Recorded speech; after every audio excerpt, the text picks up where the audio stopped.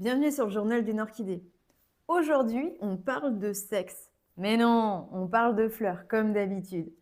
Pourquoi est-ce que je vous parle de ça? Non, une mouche ne m'a pas piqué. C'est que Marcel Proust utilisait l'expression faire cattleya ou arranger les cattleyas pour parler de faire l'amour. Mais aujourd'hui, on ne parle pas du tout de ça, on parle vraiment de ma collection de cattleyas et je vais vous les présenter aujourd'hui. J'ai donc 10 cattleyas différents. Alors vous voyez un petit peu plus de plantes parce qu'en fait, j'ai acheté des plantules que j'ai eues en plusieurs morceaux, donc j'ai fait plusieurs pots avec. Mais en vérité, j'ai 10 variétés différentes. J'ai 5 variétés adultes et 5 variétés en format plantule. Pourquoi est-ce que j'ai commencé par acheter des plantules? Tout simplement parce que le prix des cattleyas est assez élevé en format adulte. On n'est jamais en dessous de 25 euros.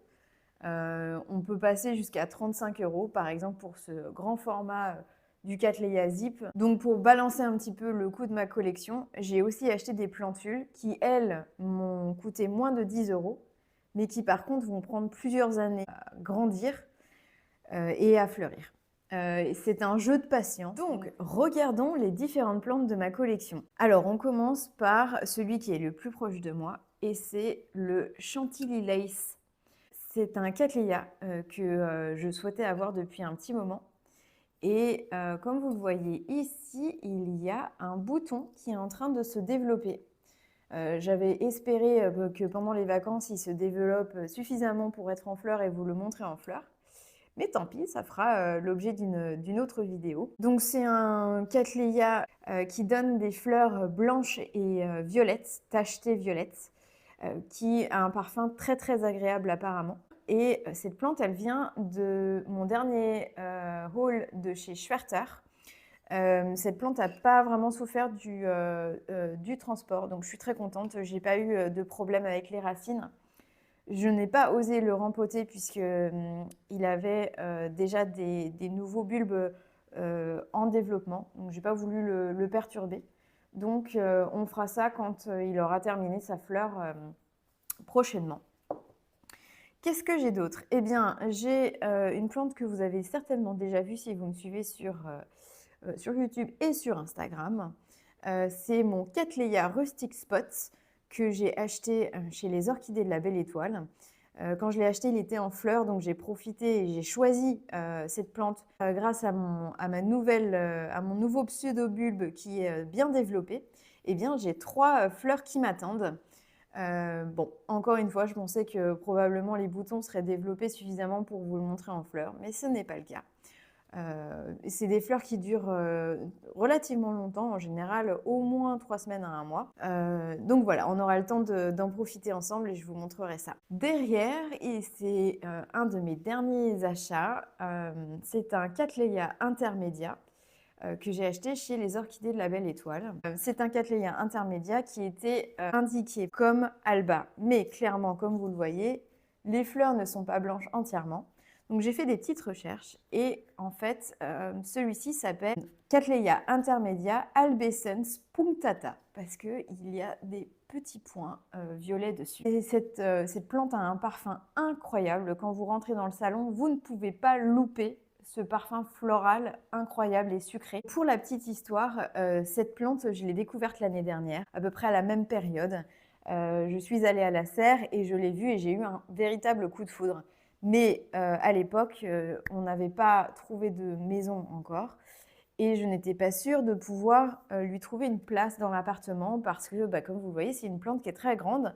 Elle fait à peu près 50 cm de haut. Je ne voulais pas la ramener chez moi, sachant qu'elle allait prendre énormément de place. Donc j'y suis retournée il y a quelques semaines et je l'ai vue encore là, sur le banc de la serre, de nouveau en fleurs. Et là, je me suis dit, non, c'est pas possible. En fait, cette fois, elle rentre avec moi parce que je vais avoir la place de la mettre dans mon nouvel environnement de culture. Je suis ravie d'avoir attendu et de profiter maintenant d'elle. Une autre plante que j'ai achetée cette semaine, donc c'est le Cattleya Zip. C'est une plante que je recherchais depuis un moment. Je suis désolée, elles sont en train de se prendre les unes dans les autres et du coup, hop, dès que j'en bouge une, l'autre va tomber. C'est une plante qui fait des grandes fleurs orangées rouges avec un label rose. C'est une très grande plante, donc encore une fois, je n'imaginais pas la ramener dans mon appartement, mais maintenant qu'on va pouvoir la mettre dans un environnement avec de la place, elle va pouvoir se développer, je l'espère, de la bonne manière. En termes de plantes adultes, attendez, je viens de me rendre compte qu'il me manque une de mes plantes adultes. Je reviens tout de suite. Et bien voilà, j'avais complètement oublié de récupérer mon Leila Aori var Alba. Alors lui, je l'ai acheté chez Orchidea & Luck il y a 2 ans, si je ne me trompe pas. C'était en même temps que mon Phalaenopsis Bronze Maiden. Et depuis qu'il est arrivé chez moi, il pousse vraiment super bien. Je suis hyper contente. Par contre, petite déception, c'est que j'arrive toujours pas à le faire fleurir. Alors la différence de cette plante avec les Cattleya classiques, c'est que son environnement naturel est plutôt humide. Donc pour ça, j'arrive bien à le tenir parce que je l'ai mis en sphaigne et en écorce de pin. Et quand il est arrivé chez moi, il était en fibre de coco. Et donc, il pousse vraiment extrêmement bien. Ce qui se passe, c'est que je pense qu'il doit manquer un chouille de lumière, vu la couleur de son feuillage, pour arriver à fleurir. Donc, on va essayer d'augmenter la lumière que je lui donne dans la nouvelle maison et voir si j'arrive à le faire fleurir. Parce que j'arrive à avoir au moins 3 bulbes tous les 6 mois. Donc, je me dis que là, et que ce n'est pas une plante qui est censée devenir très grande, vu la taille des derniers bulbes, je me dis c'est pas possible, il doit absolument fleurir. Mais pour l'instant, rien du tout. Donc, on va voir. Donc ça, ce sont mes 5 plantes adultes. Et ici, vous avez tous mes Cattleya en format plantule. Certaines en très bonnes conditions, qui poussent bien, et d'autres qui ont eu un peu de mal à cause d'un transport un peu compliqué quand je les ai reçus.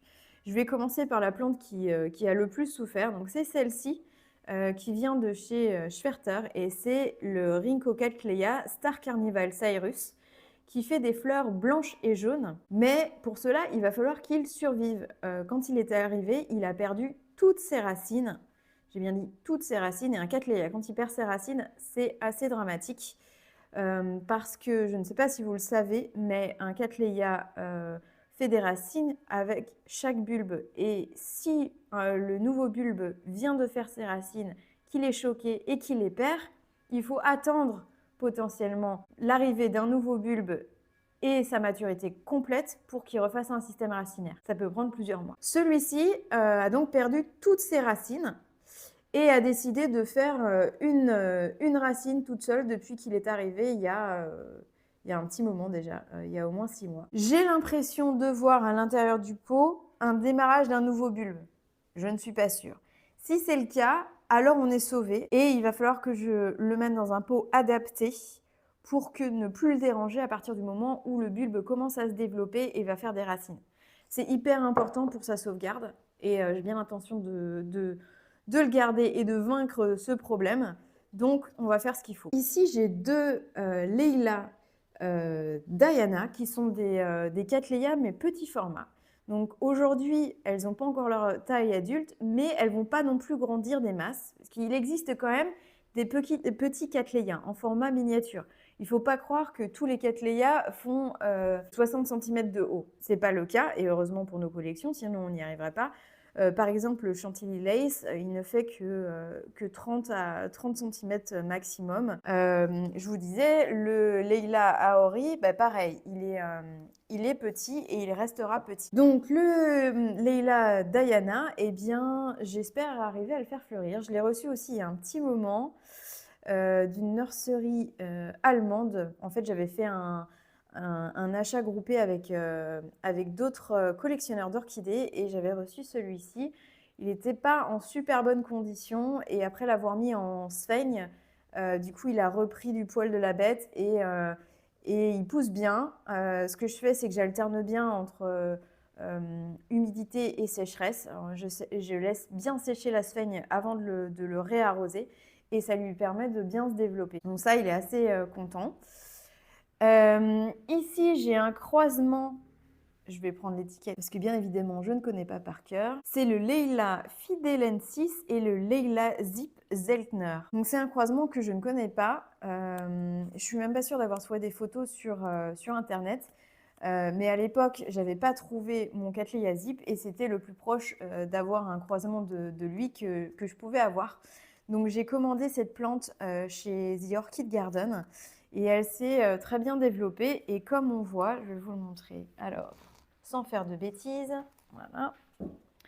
Nous avons ici un nouveau bulbe qui se développe et qui est bien charnu. Donc j'ai vraiment bon espoir que ce nouveau bulbe soit vraiment beaucoup plus grand que le précédent et qu'on se rapproche petit à petit vers la taille adulte. Je ne pense pas que cette année ce sera la bonne et on le verra fleurir, mais au moins il risque de nous faire un très grand bulbe. Deux autres divisions d'un bébé Cattleya que j'ai acheté aussi chez The Orchid Garden. C'est le Cattleya Penny Kuroda Spot et le Leila Lucasiani. Et donc vous avez un morceau ici et un morceau ici.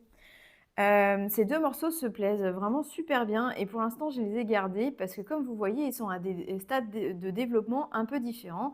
Celui-ci est déjà beaucoup plus grand et celui-ci a beaucoup de bulbes. Du coup je voulais garder les deux pour voir comment ça évolue avant de m'en séparer. Et je ne sais pas non plus à quoi va ressembler celui-ci, mais c'est pas grave. J'ai vu les... En fait ce que je fais quand je choisis une plantule, je regarde la photo des deux parents de cette plante pour voir un petit peu ce que ça va donner. Et puis bon, c'est un peu la surprise, mais avec des plantules, c'est ça. En fait, on achète un bébé plante pour le faire pousser nous-mêmes, donc challenge numéro 1.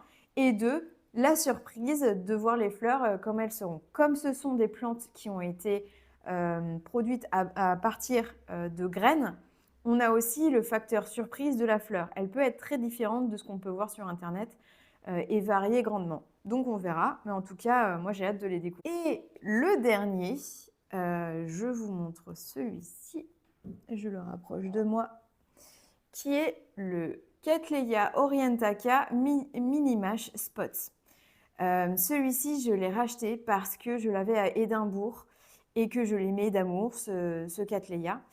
La petite histoire est que j'en avais acheté un qui était aussi immature à Édimbourg, mais en format beaucoup plus grand déjà. Il était au moins cette taille-là. Et en fait, au moment où nous sommes partis, où j'ai dû revendre toutes mes plantes, donc j'ai envoyé cette plante à quelqu'un qui me l'a achetée. Et quelques semaines plus tard, elle s'est mise à fleurir pour la première fois. Et là, j'ai eu vraiment le cœur brisé parce que pendant 2 ans, je l'ai fait grandir, j'ai eu des bulbes magnifiques et que la récompense est arrivée à la personne qui me l'a acheté. Donc voilà, nous revoilà repartis avec un format plantule parce que comme vous voyez, il est vraiment petit. Je sais déjà qu'il va falloir au moins le double pour arriver à une floraison. Je ne sais pas si j'aurai la patience d'attendre, je vous le dis tout de suite. Donc il se peut que si je retombe sur une plante adulte de cette espèce, je me l'achète parce que clairement là je pense qu'il y a 2-3 ans d'attente avant de réussir à avoir des bulbes qui soient suffisamment grands pour avoir des fleurs correctes. Donc voilà, ça c'est mon manque de patience, hein. Pourtant avec les orchidées il en faut. Mais c'est aussi pour ça que j'ai balancé mes achats entre les deux. Vous avez peut-être remarqué que j'ai parlé de 2 sortes de plantes différentes. J'ai parlé des Leila et des Cattleya ensemble. Elles font partie de la même famille, donc je me suis permise de les mettre dans la même vidéo puisqu'en plus elles ont besoin des mêmes soins. Pour vous en dire plus sur les soins, eh bien les Cattleya, c'est simple, enfin c'est assez simple. Elles aiment la lumière. Elles aiment beaucoup de lumière et en termes d'arrosage et de substrat, elles peuvent sécher. On peut les mettre dans un substrat comme des écorces de pin toutes seules. C'est vraiment elles peuvent vraiment survivre sans trop d'humidité. Éviter de les mettre en sphaigne, sauf quand on est sur de la plantule, soit qui est en mauvais état, soit qui clairement en a besoin, comme le Leila Alori ou Diana. Mais sinon, n'hésitez pas à le mettre que en écorce de pin. À bien laisser sécher le substrat entre 2 arrosages pour éviter toute pourriture des racines parce que vous l'avez compris, les racines c'est clé avec les Cattleya. Ça peut être très compliqué. Et voilà, c'est tout pour aujourd'hui. J'espère que la découverte de ma collection de Cattleya vous a plu. J'ai plein d'autres choses à vous dire sur le sujet, donc je pense qu'il y aura d'autres vidéos à venir et puis peut-être des vidéos spécifiques pour vous montrer l'évolution des plantes qu'il y a sur cette table. Et on se retrouve la semaine prochaine pour la vidéo de mon déménagement. Alors, stay tuned pour ça, ça va être épique, je le sens.